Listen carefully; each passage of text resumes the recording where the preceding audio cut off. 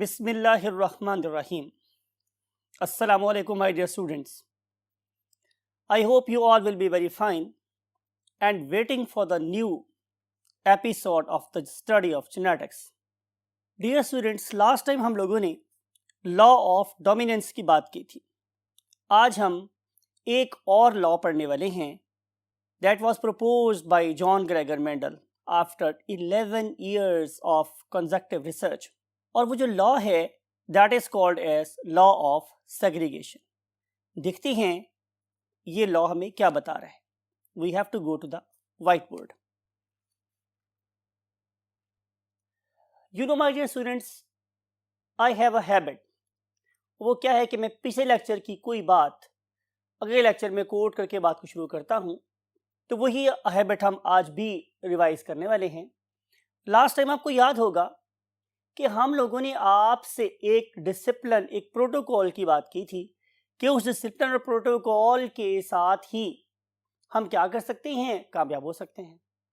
तो मैंने आपको ये बताया था माय डियर स्टूडेंट्स कि जॉन ग्रेगर मेंडल ने क्या किया कि उसने अपनी ज़िंदगी में किसी ख़ास वे से अपने काम को शुरू किया. और उसमें जो सबसे पहला वे ये था कि what is basically the experimental organism. तो आपको याद होगा कि हम लोगों ने कल नाम दिया था आपको कि what is it's name. That was Pisum sativum, और मैंने कल वर्ड यूज़ किया था सटाइवम. आप दोनों में से कुछ भी याद कर सकते हैं या बोल सकते हैं. अगर आप इंटरनेट यूज़ करेंगे और डिफरेंट प्रोनाउंसिएशंस देखेंगे तो आपको स्टाइवम और सैटिवम दोनों प्रोनाउंसिएशंस मिलती हैं. तो ये पाइसम सैटिवम की मैंने आपको बोला था कि जो सिलेक्शन थी इट वाज क्वाइट डेलिब्रेट. और मैंने आप लोगों से कहा था कि आप लोगों की बुक में इसकी सिलेक्शन की जो कॉजेस हैं उसमें से पहली कॉज ये थी कि ये जो ऑर्गेनिज्म था ये it was easy to cultivate. इसको काश्त करना बहुत आसान था. ये इसकी पहली रीज़न थी, राइट. और दूसरी रीज़न ये थी माय डियर स्टूडेंट्स कि इसका जो जनरेशन टाइम है it was very short. Generation time was short और इसकी हम एक साल में 2 फसलें हासिल कर सकते थे. और तीसरी बात मैंने आपसे ये बोली थी कि ये वाला ऑर्गेनिज्म नेचुरली कैसा है, सेल्फ पॉलिनेटिंग है. Self pollinating.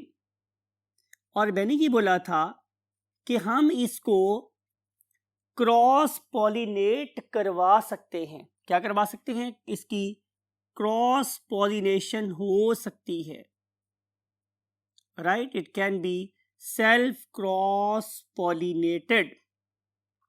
बात आपको समझ आई? तो हम बात कर रहे हैं कि एक सेल्फ पॉलिनेटिंग ऑर्गेनिज्म था, हम इसे क्रॉस पॉलिनेशन करवा सकते थे. फिर मैंने आपसे ये वाली बात भी कही थी माय डियर स्टूडेंट्स कि अगर आप इसको देखें तो इस ऑर्गेनिज्म के अंदर 7 कॉन्ट्रास्टिंग ट्रेट्स थे. 7 कॉन्ट्रास्टिंग ट्रेट्स थे, राइट. ये वाले 7 कॉन्ट्रास्टिंग ट्रेट्स किसी एक करेक्टर के बारे में हो सकते हैं. फॉर एग्जाम्पल, अगर मैं प्लांट के हाइट की बात करूं तो ये एक करेक्टर है, ठीक है. प्लांट की हाइट. तो हमने कल डिस्कस किया था कि हाइट वाइज ये 2 तरह का हो सकता है, यानी कि इसके हाइट वाइज 2 कॉन्ट्रास्टिंग ट्रेट्स हो सकते हैं.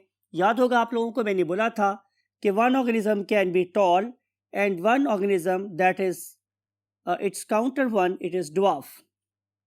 तो ये ड्वार्फ हो सकता है, राइट माय डियर स्टूडेंट्स. फिर इसके अलावा अगर हम बात करें तो हमें नज़र आएगा इसका फ्लावर. तो हम फ्लावर के 2 ट्रेट्स दे सकते हैं. नंबर 1 इज फ्लावर कलर, ठीक है. तो इससे कॉन्ट्रास्टिंग ट्रेट्स क्या क्या थे, यानी कि या तो फ्लावर पर्पल हो सकता था और या फिर फ्लावर वाइट हो सकता था. राइट। फिर थी मेरे पास एक और character that is called as flower position. तो पोजीशन के एतबार से फ्लावर या तो ग्रो करता था एपेक्स पे, अगर वो बिल्कुल एपेक्स पे था तो मैंने आपको कल बताया था कि हमने उसे नाम दिया था एपिकल फ्लावर का। एपिकल फ्लावर, ऐसा फ्लावर जो बिल्कुल टॉप पे ग्रो करता है। दूसरा ये था कि वो जहां टहनी और स्टेम आपस में मिलते हैं, मींस जैसे हमारा एक्जिला है वहां पर, तो अगर ये किसी साइड ब्रांच पे ग्रो करते हैं तो हम इसे नाम कर देते थे एक्सिलरी, राइट। तो इसका मतलब ये होगा कि ये जो मेन चीज मैं लिख रहा हूं, this one it is basically a character, और इसके ये कंट्रास्टिंग ट्रेट्स हैं। आप ट्रेट्स को उसकी वैरायटी कह सकते हो, राइट। फिर हम देखेंगे तो हमें नजर आएगा इसका सीड क्या होता है? बीज की भी मेरे पास दो कंट्रास्टिंग ट्रेट्स थी। उनमें से एक क्या है? सीड कलर, और दूसरी मेरे पास क्या है? Seed shape. कलर के एतबार से भी मेरे पास इस प्लांट में दो वैरायटीज थी। One of them was green and other one was yellow. Green and yellow. और अगर हम सीड शेप की बात करें तो उनमें से एक था मेरे पास कैसा? राउंड, और दूसरा कैसा था? Wrinkled, right. तो इस लिहाज से ये मेरे पास हो गए अब तक 1 2 3 4 5। लास्ट चीज जो बचती है, I don't want to waste the place, तो मैं यहां लिखता हूं कि लास्ट चीज जो मेरे पास बचती है वो थी मेरे पास स्टूडेंट्स पॉड। पॉड किसे बोलते हैं? पॉड बोलते हैं फली को। पॉड किसको बोलते हैं? फली को। तो फली के भी मेरे पास दो कैरेक्टर थे। उनमें से एक था पॉड कलर और दूसरी थी मेरे पास पॉड शेप, राइट। कलर के एतबार से भी पॉड दो किस्म की थी, जाहिर है। One of them was yellow and other one was green. और अगर मैं बात करूं शेप की, तो शेप इसकी दो तरह की थी। Number one was what? Swollen, और it is called as inflated. अगर आपकी मैं बात करूं तो डेफिनेटली आप इस चीज को बहुत आसानी से समझ सकते हैं कि बहुत से मटर इस तरह के होते हैं जब उन्हें खोलना चाहें तो उसमें से प्रॉपर एक ब्लास्टिंग साउंड आती है, यानी कि जैसे उसके अंदर से हवा तेजी से निकल रही है। तो अगर किसी फली के अंदर से आपको आवाज आए और आपको उसके अंदर प्रेजेंस ऑफ सीड है वो बहुत ज़्यादा पोजीशन वाइज वाजे ना हो, तो हम लोग उसे बोलेंगे कि इन्फ्लेटेड है। लेकिन अगर आप लोग इस पर्टिकुलर फली को देखें तो आपको नजर आएगा प्रॉपर तरीके से कि यहाँ पे आपको नजर आ सकता है बहुत वाज़ तरीके से कि सीड कहाँ कहाँ है। अगर आप सीड्स की पोजीशन को आइडेंटिफाई करें और आपको ऐसे महसूस हो जैसे कि फली इस पर्टिकुलर सीड के ऊपर बहुत टाइट करके चढ़ी हुई है, तो इस किस्म की फली को हम नाम देते हैं कॉन्स्ट्रिक्टेड। क्या बोलते हैं हम लोग इसे? कॉन्स्ट्रिक्टेड। तो दो तरह की क्या हो गई मेरे पास? पॉड की शेप। मुझे पता है कि हमने ये वाली बात कल भी की थी और मैंने आपसे कहा था कि आप अपनी बुक में प्रेजेंट इस पर्टिकुलर चार्ट को देखें। तो जाहिर है स्टूडेंट्स की दो ग्रुप्स होती हैं, एक वो जो सेल्फ मोटिवेटेड होते हैं और दूसरे वो हैं जो डेफिनेटली पक्की पकाई खीर खाने के आदी होते हैं। तो आज का ये वाला काम उन लोगों की नज़र है जो पक्की पकाई खीर खाने के आदी होते हैं और वो सिर्फ और सिर्फ बुक खोलना पसंद नहीं करते बल्कि इन लेक्चर्स पर रिलाय करते हैं। तो बात हम कर रहे थे हमारे स्टूडेंट्स कि ये वो टेबल है जिसमें आप लोगों को नज़र आती हैं 7 कंट्रास्टिंग ट्रेड्स, ठीक है। मैंने आपको ये बात भी वही बताई थी कि सबसे पहला काम जो जॉन ग्रेगर मेंडल ने किया था वो क्या था कि वो इन 7 किस्म के ट्रेड्स के लिए क्या बनाए? प्योर ब्रीड्स बनाए। और फिर उसने इन प्योर ब्रीड के साथ एक्सपेरिमेंट्स किए और एक्सपेरिमेंट्स को करने के बाद वो इवेंचुअली एक लॉ बनाने में कामयाब हुआ था, that is called as law of segregation. यही बेसिकली हमारा आज का आर्टिकल है। नेक्स्ट वर्ड पर मूव करते हैं और देखते हैं कि लॉ ऑफ सेग्रीगेशन तक जॉन ग्रेगर मेंडल किस तरह पहुंचा। For this purpose we have to go to the next 1/3 of the board. Yes my dear students, हम बात करेंगे प्योर ब्रीड की। हम किसकी बात करें स्टूडेंट्स? प्योर ब्रीड की। और मैंने आपको बोला था कि प्योर ब्रीड एक ऐसा ऑर्गेनिज्म होता है that always give rise to the individuals और किड्स और next generation of its own kind, कि जो हमेशा अपनी ही तरह के ऑर्गेनिजम्स को प्रोड्यूस करे, हम उसे नाम कहते हैं प्योर ब्रीड। मिसाल के तौर पे कि अगर एक टॉल ऑर्गेनिज्म है वो हमेशा टॉल ऑर्गेनिज्म ही प्रोड्यूस करे, तो हम उसे बोलेंगे कि ये टॉलनेस के लिए एक प्योर ब्रीड है, राइट। और अगर एक ऑर्गेनिज्म ड्वार्फ है तो वो हमेशा अपने जैसे ड्वार्फ ऑर्गेनिज्म ही प्रोड्यूस करे। आपको पता है ड्वार्फ का मतलब क्या था? पस्ता कद वाले, ठिगने, छोटे, उन्हें हम क्या बोलते हैं? ड्वार्फ। तो जो मेरे पास ड्वार्फ ऑर्गेनिज्म है, अगर वो हमेशा ड्वार्फ ऑर्गेनिज्म ही प्रोड्यूस करें तो इसका मतलब ये है कि ये ड्वार्फनेस के लिए एक प्योर ब्रीड है। And same is the case with rest of the 7 contrasting traits. अगर एपिकल फ्लावर है वो हमेशा एपिकल फ्लावर ही प्रोड्यूस कर रहा है, तो ये जाहिर है एपिकल फ्लावर के लिए प्योर ब्रीड है। बात आपको समझ आई? और अगर मेरे पास एक रिंकल्ड सीड हमेशा रिंकल्ड सीड ही प्रोड्यूस कर रहा है, तो वो सीड शेप के लिए क्या है? प्योर ब्रीड होगा। तो प्योर ब्रीड आपको समझ आ गई। और फिर मैंने आपसे कल, आपको याद होगा मैंने बताया था उसका डिसिप्लिन क्या था, कि वो जब भी कोई क्रॉस कराता था उसको हमेशा कहाँ से स्टार्ट करता था? P1 के साथ। और P1 का था मेरे पास फर्स्ट पेरेंटल जनरेशन। आज हम ऐसा करते हैं कि आज हम लोग सीड की शेप से बात को शुरू करते हैं, राइट। आपको कल की बात भी रिवाइज हो जाएगी, आपको कल का प्रोटोकॉल भी रिवाइज हो जाएगा, और आज हम इस लेक्चर से क्या इंट्रोड्यूस करने वाले हमें उसका पता भी चल जाएगा, राइट। कैसे देखते हैं? नंबर 1, उससे क्या बोला कि मैंने P1 में, P1 का थी फर्स्ट पेरेंटल जनरेशन, क्या लिखेंगे हम उसकी? फिनोटाइप। Very good. आपको पता है कि हम अपने काम का आगाज हमेशा नजर आने वाली चीज से करते हैं, तो उसने फिनोटाइप लिखी कि क्या था मेरे पास? एक थे मेरे पास राउंड सीड, ये गोल गोल से सीड थे, और दूसरे कौन से है मेरे पास? रिंकल्ड सीड, जो कि झुरीदार है। यानी कि एक फ्रेश से फेस को देखें, एक यंग फेस को देखें, तो आपको उसके ऊपर, मैंने जैसे पहले किसी लेक्चर में बताया कि आपको उसमें लाइफ नजर आएगी, आपको उसमें एक टोन नजर आएगी, हयात नजर आएगी, उसके अंदर जिंदगी नजर आएगी। लेकिन अगर आप किसी बूढ़ी समाधि के चेहरे को देखें तो आपको उसमें कोई टोन नहीं नजर आती, बल्कि उसका चेहरा लटक गया होता है, उसे जिंदगी ड्रेन आउट हो गई होती है, उसके ऊपर झुर्रियां पड़ गई होती हैं। तो इस तरह के 2 सीड थे। For example look at this, ये एक राउंड सीड है, look at its freshness, its shine. और दूसरे नंबर पर ये मेरे पास एक रिंकल्ड सीड है, you can see its, you can see appearance as well. उसे क्या क्या माय डियर स्टूडेंट्स, आप यहाँ पे कोई भी कैरेक्टर लिख सकते हैं। आप यहाँ पे टॉल, यहाँ पे ड्वार्फ लिख सकते हैं। आप यहाँ पे पर्पल, फ्लावर कलर की बात हो रही है, पर्पल, या फिर फ्लावर कलर क्या हो सकता है? व्हाइट। यानी कि आप कोई से भी 2 कंट्रास्टिंग ट्रेट्स लिख सकते हैं, बिकॉज कि मेंडल ने 11 साल में बेशबहा एक्सपेरिमेंट किए। उन बेशबहा एक्सपेरिमेंट में वो यही करता रहा कि उसने एक तरफ डोमिनेंट ऑर्गेनिज्म लिया और एक तरफ रिसेसिव ऑर्गेनिज्म लिया, उनको पुट इनटू अ क्रॉस, ठीक है। तो उसने क्या देखा कि जब भी मैं एक डोमिनेंट ऑर्गेनिज्म को रिसेसिव ऑर्गेनिज्म से क्रॉस कराता हूं तो क्या आता है मेरे पास? F1 में हमेशा एक डोमिनेंट ऑर्गेनिज्म ही प्रोड्यूस होता है। तो आपको पता है मैंने बोला था कि मेंडल क्या करता रहा कि हमेशा लेफ्ट साइड पे डोमिनेंट लिखता रहा। तो इसका मतलब ये होगा कि जब उसने राउंड को रिंकल्ड से क्रॉस कराया तो F1 में सारे के सारे ऑर्गेनिज्म राउंड सीड वाले प्रोड्यूस हुए, राउंड सीडेड प्लांट्स प्रोड्यूस हुए। ये कहाँ हुए मेरे पास? F1 में।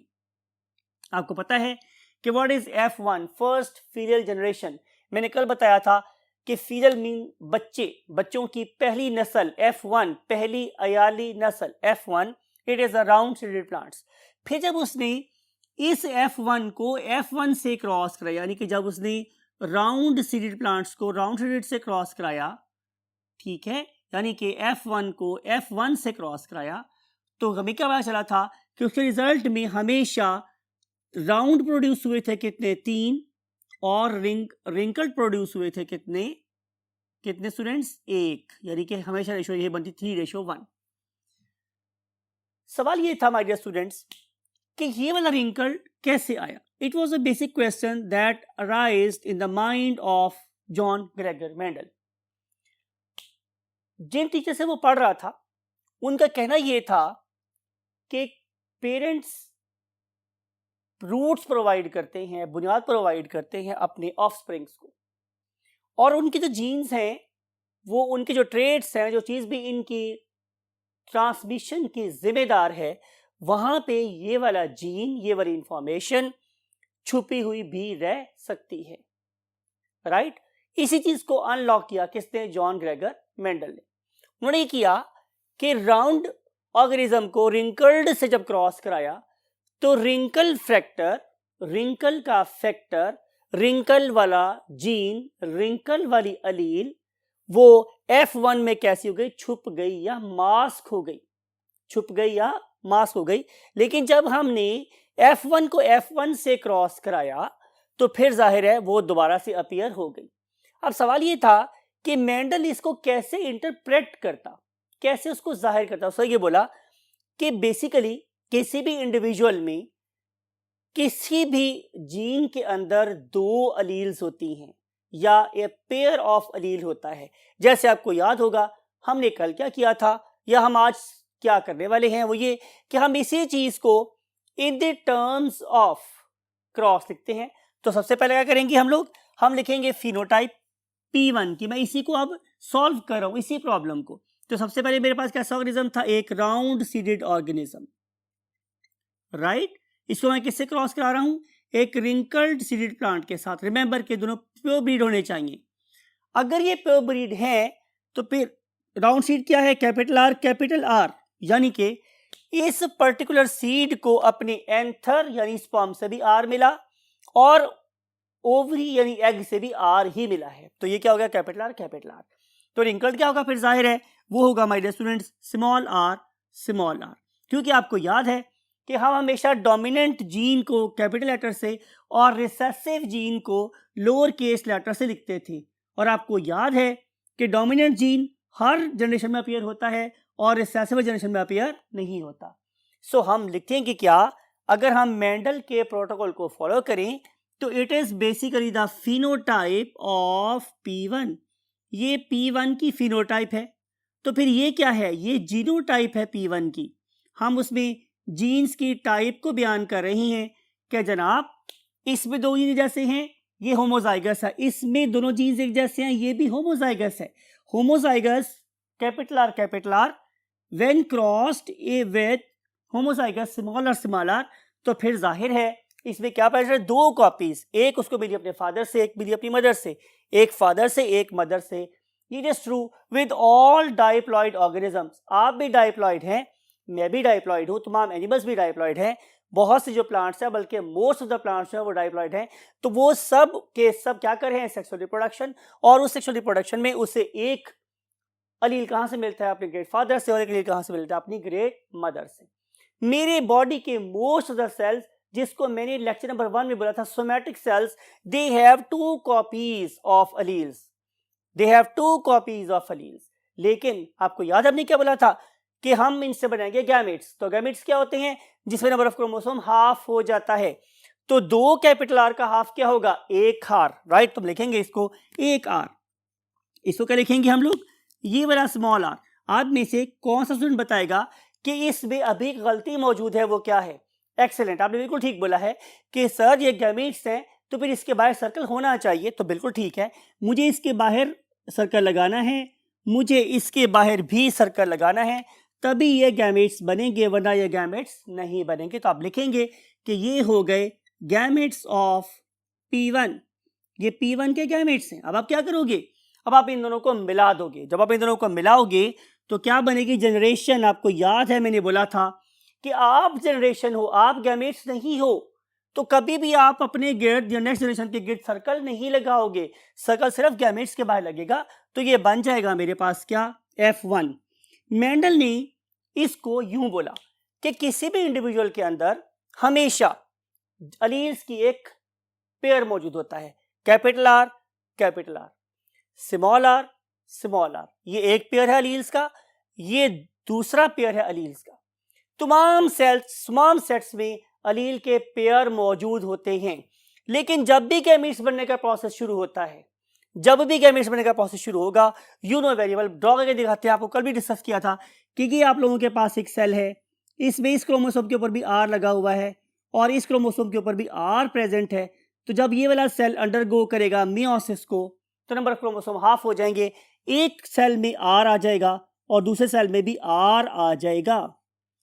लेकिन चूंकि ये दोनों आर एक ही तरह के हैं तो इसको मैं एक लिख सकता हूं। ये मैंने आपको कल भी बात बताई थी चूंकि दोनों आर एक ही तरह के हैं तो मैं उससे वंस यानी कि एक दफा ही लिखूंगा, गुजारा हो जाएगा।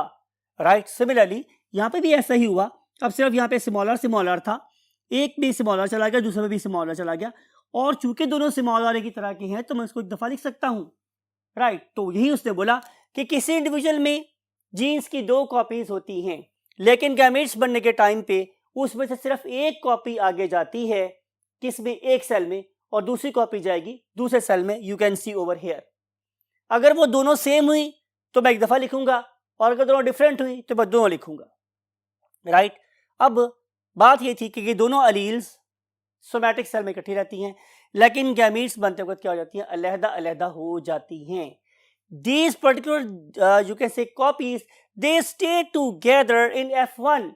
F1 में इकट्ठी हो जाती हैं, but do not mix with each other, don't intermingle with each other, don't affect or destroy each other.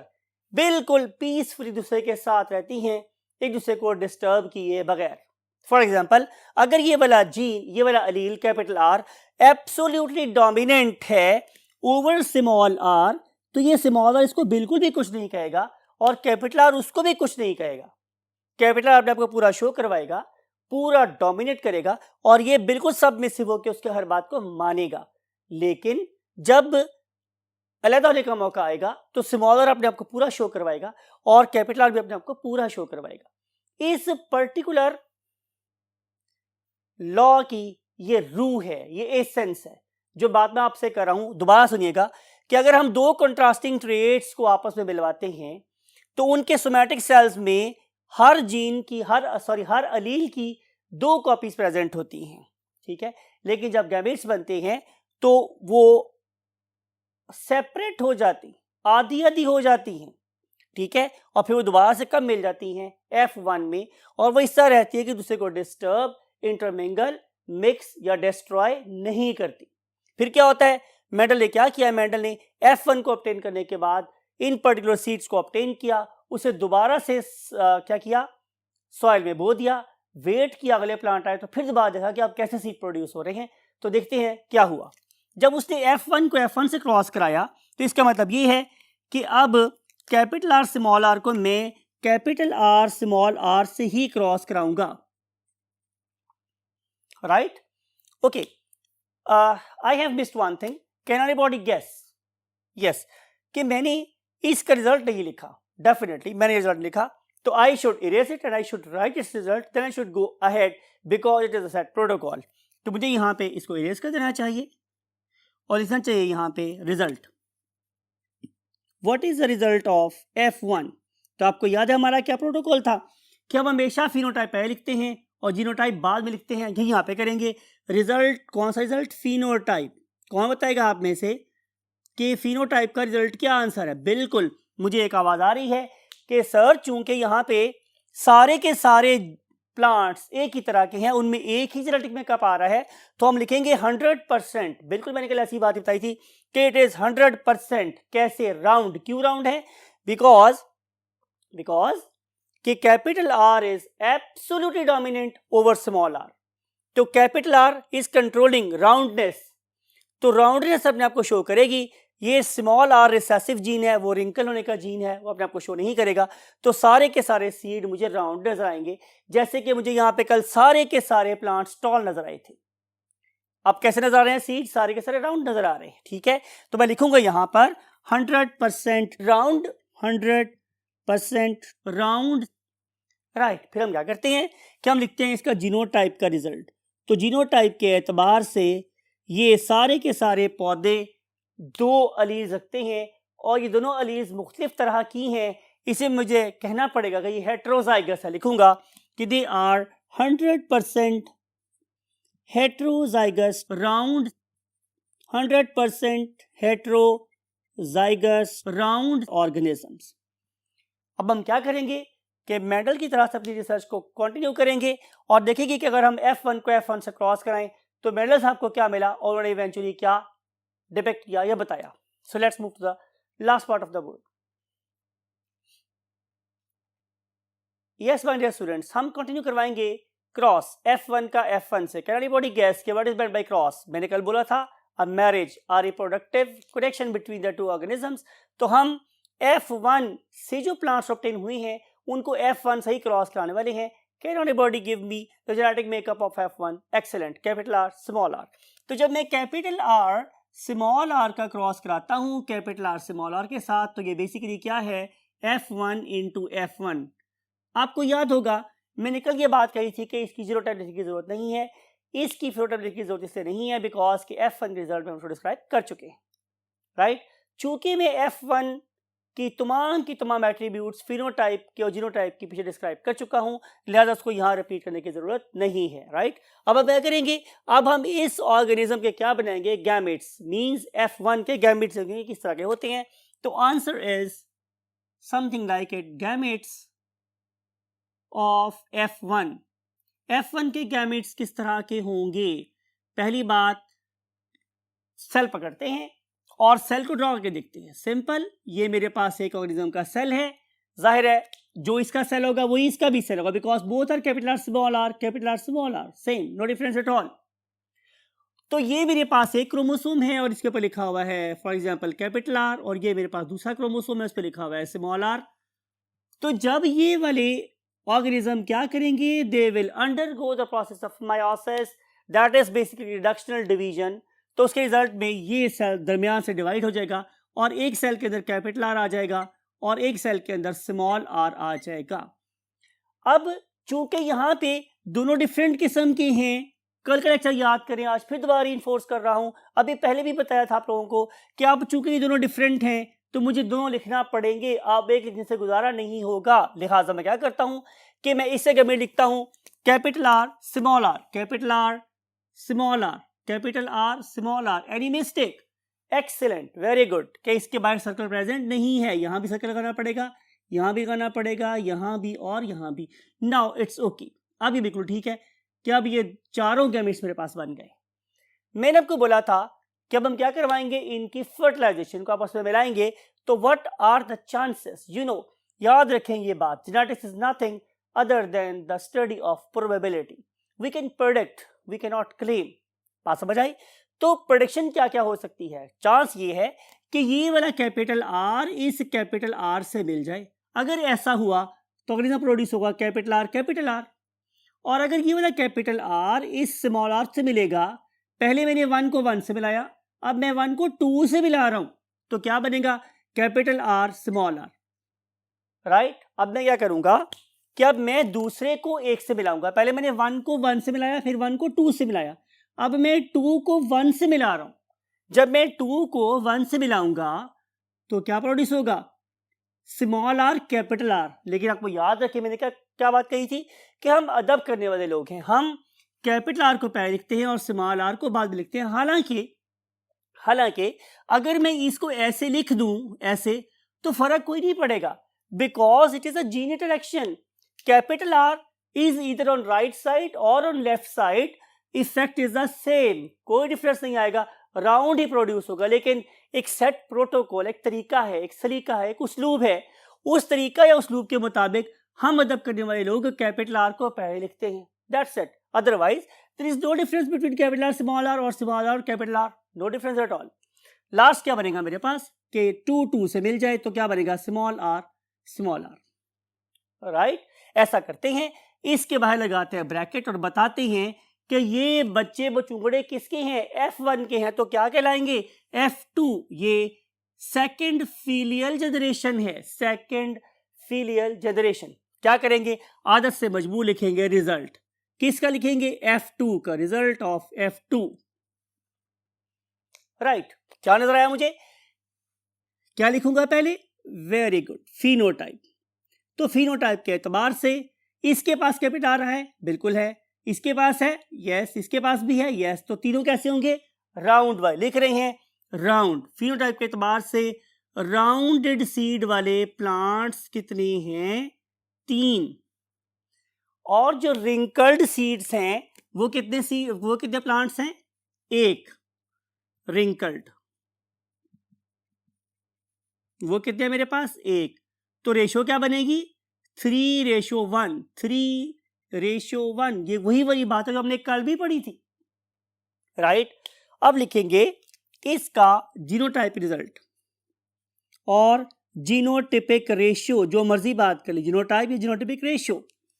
पहला ऑर्गेनिज्म कैसा है? Homozygous round because both genes are alike.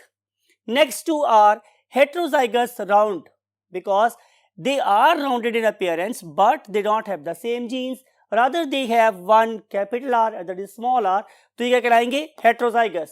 so लिख रहे हैं हम लोग, number 1 is homozygous rounded, homozygous कैसे? rounded कितनी हैं? एक, right? और what are, how many are heterozygous rounded? तो आंसर is 2। कितने हमारे स्टूडेंट्स? 2। और how many homozygous what wrinkled? आपको पता है मैंने बोला था कि मैं wrinkled के साथ homozygous ना भी लिखूं तो खैर है, लेकिन लिखना जाहिर है अफजल है और बेहतर है, तो लिखना ही सही रहेगा। तो ये रेशियो मेरे पास क्या बनेगी? 1:2:1। माय डियर स्टूडेंट्स, आपको मैंने 7 पेयर ऑफ कंट्रास्टिंग ट्रेट्स बताए हैं। आप इनमें से किसी कंट्रास्टिंग ट्रेट को क्रॉस कराएं, जैसे जॉन ग्रेगर मेंडल ने किया, तो आपको क्या मिलेगा? प्रीवियस बोर्ड पे चलते हैं। मैंने आपसे क्या बोला था माय डियर स्टूडेंट्स कि हम जब भी दो कंट्रास्टिंग ट्रेट्स को, it is the final, you can say, learning or outcome of the lecture, therefore please be attentive। मैंने आपसे बोला है कि आपके पास 7 contrasting traits थे। फॉर एग्जाम्पल, फ्लावर में भी एपिकल, फ्लावर में भी एक्सिलरी, सीड में भी येलो, सीड में भी ग्रीन, सीड में भी राउंडेड, सीड में भी रिंकल्ड, पॉड में भी इन्फ्लेटेड, में भी व्हाट? constricted, पॉड में भी येलो, पॉड में भी ग्रीन, वट एवर, आप इसमें से कोई भी दो कंट्रास्टिंग ट्रेट्स लें। लॉ इसी चीज का नाम होता है कि अगर आप उसको बार बार एक्सपेरिमेंट की भट्टी में झोंकें तो रिजल्ट हमेशा सेम आए। इसीलिए ये लॉ है, इसीलिए हम इसे लॉ बोलते हैं, राइट? कि आप उन 7 कंट्रास्टिंग ट्रेट्स में से जब भी दो कंट्रास्टिंग ट्रेट्स को आपस में मिलाएंगे तो वो F1 पे इकट्ठी हो जाएंगी विदाउट अफेक्टिंग ईच अदर। लेकिन से हम जंप करेंगे अगले बोर्ड पर। लेकिन जब भी F1 के गैमीट्स बनने का वक्त आएगा तो वो एक दूसरे से दोबारा से सेग्रीगेट हो जाएंगी। ये लॉ है। सेग्रीगेट का मतलब होता है अलहदा अलहदा हो जाना, जुदाइयां पड़ गई। फिर कहां ये दो कैपिटल आर स्मॉल आर इकट्ठे रह रहे थे, लेकिन इस जालिम समाज ने जुदाइयां डाल दी। अब कैपिटल आर एक सेल में चला गया और स्मॉल आर दूसरे सेल में चला गया। यही लॉ ऑफ सेग्रीगेशन है कि जब भी आप दो कंट्रास्टिंग ट्रेट्स को मिलाते हैं तो वो F1 में इकट्ठे हो जाते हैं, लेकिन F1 के गैमेट्स बनते वक्त सेग्रीगेट हो जाते हैं, अलहदा हो जाते हैं, जुदाइयां पड़ जाती हैं। एक अलील एक सेल में और दूसरा अलील दूसरे सेल में चला जाता है। फिर जब ये आपस में मिलेंगे तो क्या होगा? अब वो दोबारा से अपीयर होंगे। किस में? F2 में। किस रेशो के साथ? फिनोटाइप की 3:1 के साथ और जीनोटाइप की 1:2:1 के साथ। मिसाल के तौर पे कि अगर मेरे पास यहाँ पे 1000 सीड प्रोड्यूस हुए, माय डियर स्टूडेंट्स, मैं इसकी बात कर रहा हूँ, यहाँ पर 1000 सीड प्रोड्यूस हुए, तो जब मैं 1000 सीड को 3/4 से मल्टीप्लाई करूंगा तो मेरे पास 750 सीड इस तरह के आएंगे, राइट? और अगर मैं इसको करूंगा तो फिर क्या होगा my dear students? Look at this कि जब मैं 1000 को 1/4 से मल्टीप्लाई करूंगा तो आंसर आएगा 250। आप कह सकते हैं कि सर आपने इसको 3/4 से मल्टीप्लाई क्यों किया है और यहाँ पे 1/4 से मल्टीप्लाई क्यों किया है? तो आंसर ये है कि my dear students, total number of seed जो मेंडल को हासिल हुए या आपको हासिल होकर ड्यूरिंग रिसर्च वो ये है 1000। मैंने ये देखना है कि 1000 में से इस रेशो के एतबार से 3:1 के एतबार से कितने इस तरह के होने चाहिए और कितने इस तरह के होने चाहिए। It is expected number. तो आंसर ये कि तीनों ने क्या होते हैं 4। तो मैं कह रहा हूं कि हर 4 में से 3 इस तरह के होने चाहिए और हर 4 में से एक सीड इस तरह का होना चाहिए। अगर ऐसा होगा तो फिर मेंडल की स्टेटमेंट ठीक साबित होगी और रेशो बनेगी 3:1। तो जब हम लोगों ने सीड्स को जमा करना शुरू किया तो पता चला कि हाँ भाई वाकई ऐसा ही है कि 300 के 750 सीड राउंडेड हैं और 250 सीड्स कैसे हैं, रिंकल्ड हैं। तो बस साबित हो गया कि बिल्कुल ऐसा ही हो रहा है कि वो 3:1 की रेशो से ही अपीयर हो रहे हैं। फॉर एग्जाम्पल अगर ये वाले हो जाए फॉर एग्जाम्पल 770 और ये हो जाए 230 तो it is very close to same ratio, no difference at all, right. तो इस थोड़ी सी स्लाइड चेंज को हमने इंपॉर्टेंस नहीं दे रही, उसके लिए हम लोगों ने इसको 3:1 ही कहना है। या मैं ये कह दूं कि ये हो जाए फॉर एग्जांपल 730 और ये हो जाए 270, नो डिफरेंस, कोई नहीं, रेशो वही रहेगी 3:1। तो देखना ये है कि जितने भी सीड्स आप लोगों को ऑब्टेन होंगे उनमें से उनको आपने 3/4 से मल्टीप्लाई करना है। तो आपके पास expected number of dominant trait containing seed आ जाएंगे। और जब आप उन्हीं टोटल नंबर ऑफ सीड्स को 1/4 से मल्टीप्लाई करोगे तो आपको expected number of recessive trait bearing seeds आ जाएगा, राइट। इन दोनों को आप सम करोगे टोटल नंबर ऑफ सीडी बनेगा 750 प्लस 250 इज इक्वल टू 1000। अगली बात यह है कि मैं इसको कैसे एक्सप्लेन करूंगा। तो इसका आंसर ये है कि इसके लिए मुझे क्या नजर आ रहा है, 1 + 2 + 1 इज इक्वल टू 4। तो मैं लिखूंगा, इसके नंबर फाइंड करना होगा तो मैं क्या करूंगा, मैं ऑब्टेन्ड सीड्स का नंबर जो भी था उसको मैं मल्टीप्लाई करूंगा, एक्स है फॉर एग्जांपल, उसमें मल्टीप्लाई करूंगा 1/4 से, क्योंकि इन चारों सीड में से एक सीड इस तरह का होना चाहिए जिसके अंदर होमोजाइगस जीन हो, मीन कैपिटल आर हो। वो क्या था, कैपिटल आर वाला, वो इस तरह का होना चाहिए। तो हर 4 में से एक सीड होमोजाइगस राउंडेड होगा। तो कैसे, कि जब फॉर एग्जांपल यहां पे एक्स किसके बराबर था, 1000 के बराबर, 1000 के बराबर। तो जब मैं इसको से क्रॉस करूं तो क्या आंसर आएगा, 250। तो अगर 250 सीड्स मेरे पास कैपिटल वाले होंगे तो क्या होगा, इसकी वैलिडिटी होगी, राइट। फिर हम देखेंगे कि इसका कैसे बनेगा, मेरे पास 1000 इंटू 2/4, यानी कि इन 4 में से 2 इस तरह के हैं, 2 कैसे हैं, हेट्रोजाइगस राउंडेड हैं। तो फिर क्या बनेगा मेरे पास 500। तो 500 सीड्स ऐसे होंगे जो हेट्रोजाइगस राउंडेड होंगे, means capital R small R वाले होंगे। चलिए हेट्रो का एच काट देते हैं, simple capital R small R लिख देते हैं। और फिर 1000 में से होमोजाइगस या रिंकल्ड वो तो नजर आ जाएंगे हम लोगों को किस तरह के हैं, वेरी सिंपल, कितने होने चाहिए, 1000 into 1/4 is equal to 250, right. अब उसने क्या किया, सिंपल सी बात है, इन चीजों को कलेक्ट किया, अपनी स्टैटिस्टिकल एनालिसिस के बाद रेशियो निकाल के देखिए कि क्या वाकई 250 है, ये वाकई 500 है और ये वाकई 250 है, if it is so it's okay. तो मैंने आपको क्या बोला था कि आपके पास जितने भी ट्रेड्स हैं उनको आप जब भी टेस्ट करेंगे वो हमेशा 3:1 फिनोटाइप के लिहाज से सेपरेट होंगे और 1:2:1 के लिहाज से जीनोटाइप की बेस पे ग्रुप अप हो जाएंगे या सेपरेट हो जाएंगे। जॉन गैगर मेंडल ने F2 को F2 से क्रॉस कराया।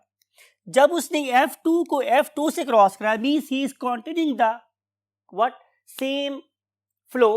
पहले आपको याद है उसने P1 को बीट करवा के F1 ऑब्टेन करवाए, फिर F1 को F1 से क्रॉस करा के F2 ऑब्टेन किया और फिर उसने F2 को F2 से क्रॉस करा के F3 ऑब्टेन किया, जिसके रिजल्ट में उसे पता चला कि अगर उनमें से 1/3 टाइप ऐसे हैं जो हमेशा क्या करते हैं, राउंड हैं, तो वो राउंडेड ऑर्गेनिज्म ही प्रोड्यूस करते हैं। इसका मतलब ये है कि वो होमोजाइगस राउंडेड सीड्स प्लांट्स थे। ऑन द अदर हैंड अगर मैं 2 हेट्रोजाइगस ऑर्गेनिज्म को क्रॉस कराता हूं means capital R small R को कैपिटल आर स्मॉल आर के साथ, तो उनका बिहेवियर वही होता है कि जो F2 में था, यानी कि वो 3:1 से सेपरेट होंगे in the terms of phenotype, और 1:2:1 के रेफरेंस सेपरेट होंगे किस में, जीनोटाइप के लिहाज से, राइट। 1:2:1 के लिहाज से सेपरेट होंगे in the terms of genotypic ratios. तो इसका मतलब ये है कि आप रिसर्च को कंटिन्यू करते रहेंगे तो अल्लाह ताला आप लोगों के ऊपर इल्म के दरवाजे खोलता चला जाएगा। Same is a case here, अगर उसने ये फाइंड किया कि इस पर्टिकुलर F2 के अंदर ये वाला रिंकड ऑर्गेनिज्म किस तरीके से आया, क्या उसने सोचा, उसने तफक्कर किया, he had again a thinking brain on the shoulder, उसने सोचा कि ये अपीयर दोबारा कैसे हो गया। तो ये तभी पॉसिबल हो सकता था कि जब यहाँ से भी स्मॉल आर आए और यहाँ से भी स्मॉल आर आए। अब सोचता ये है कि क्या इसकी एप्लीकेशन हमें सोसाइटी में क्या भी नजर आती है, तो आंसर इज यस। क्या ऐसा पॉसिबल है, मिसाल के तौर पे कि एक फादर है, उसका ब्लड ग्रुप है ए, और उनकी एक जाहिर है ज़ौजा मोहतरमा है, मीन्स उस बच्चे की मदर है, फॉर एग्जाम्पल का ब्लड ग्रुप है बी। तो क्या ऐसा पॉसिबल है कि उस बेबी उनके यहाँ एक ऐसा बेबी प्रोड्यूस हो जिसका ब्लड ग्रुप ओ हो जाए? क्या ऐसा पॉसिबल है? फादर का ब्लड ग्रुप है ए और मदर का ब्लड ग्रुप है बी, और जो बेबी प्रोड्यूस हो रहा है वो कैसा है, ओ वाला। एक और थिंकिंग पॉइंट आपको देके जा रहा हूं, क्या ऐसा मुमकिन है कि एक फादर भी ब्लैक हो और मदर भी ब्लैक हो और उसके यहाँ एक फेक कलर वाला बेबी प्रोड्यूस हो जाए, राइट? आप ये सोचिएगा और मुझे बताइएगा कि क्या आपकी सोच वो 1886 वाले मेंडल की सोच के बराबर है या अभी तक उससे बहुत पीछे है? इनके बारे में बातें करेंगे आप लोगों के साथ कल। सोचते रहिएगा और मुझे बताइएगा कि आप मेंडल की सोच के बराबर सोच के हामिल हुए हैं 200-250 साल के बाद, या अभी भी आप उनसे बहुत पीछे हैं। इस पर्टिकुलर थिंक पॉइंट पे और इस मोटिवेशन के साथ या इस प्रॉमिस के साथ कि इंशाल्लाह हम कल आप लोगों से टेस्ट क्रॉस के बारे में बातें करेंगे। आई वॉन्ट टू से यू अल्लाह हाफिज, और हमेशा कहता हूँ अपना और अपने पेरेंट्स का बहुत ख्याल रखें, और जब कभी नमाज पढ़े हमारे लिए भी ज़रूर दुआ कीजिएगा। आई वॉन्ट टू से यू गुड बाय।